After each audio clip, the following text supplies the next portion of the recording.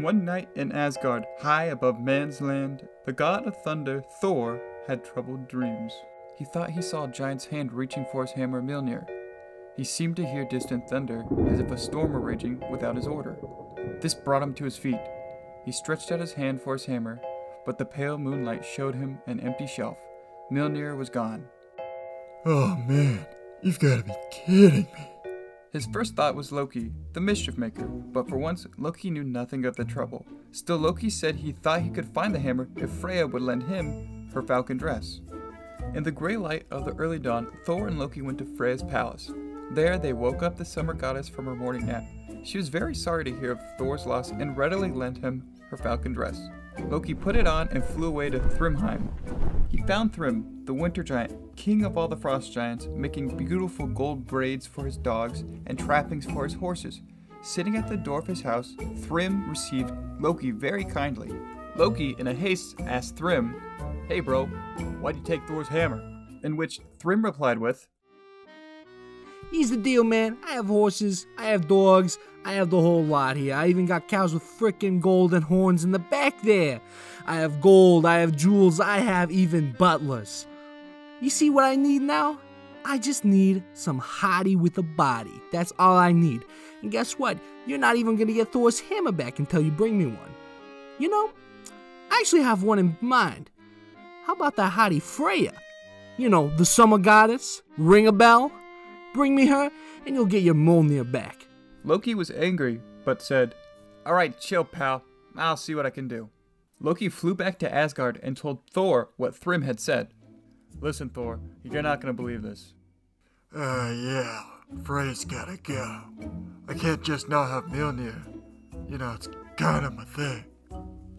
And so the two of them went back to Freya's palace to tell her to put on her bridal garments, but Freya refused to go to Thrymheim, and said that she would never marry Thrym, the king of the frost giants.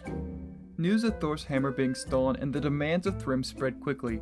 The other gods and goddesses decided to get together to see if they could come up with a plan for Thor. Heimdall was the first to speak.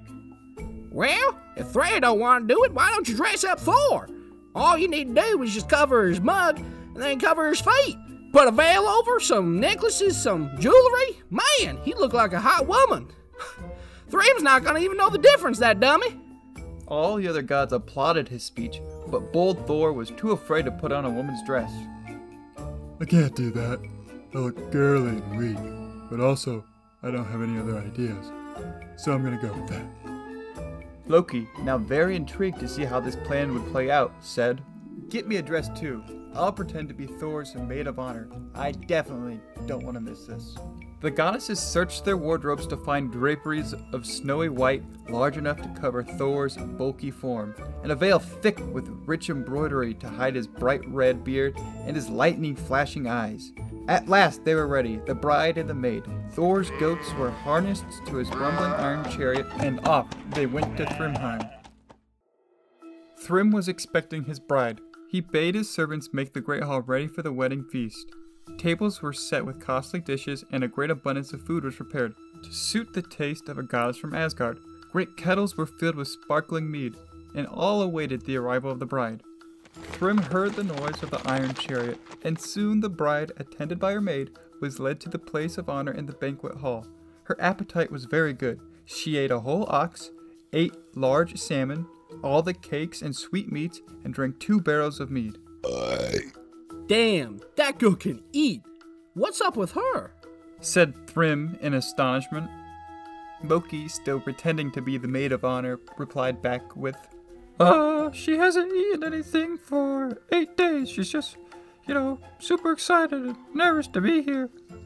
Pleased at this, Thrym raised the veil to look at his bride's face. One glance of her eyes sent him to the opposite end of the hall. "Hey lady, what's up with the peepers?" Because," Loki answered, "she, hasn't slept for 8 days either, and if you ask me, she's going a little crazy. But she's still really happy to be here." Thrym was glad to hear this and wanted to have the marriage ceremony at once. But true to his promise, he first ordered the hammer to be brought out. Oh yeah, there it is. As soon as Thor saw Mjolnir, he rose at once. Lightning flashed from his eyes, peals of thunder shook the house. The winter giant fell to the floor. That's our cue, said Loki. Thor and Loki leapt into the chariot and drove back to Asgard. The walls of the frost giant's home crumpled to the earth, and to this day, farmers sowed grain where the banquet hall had been.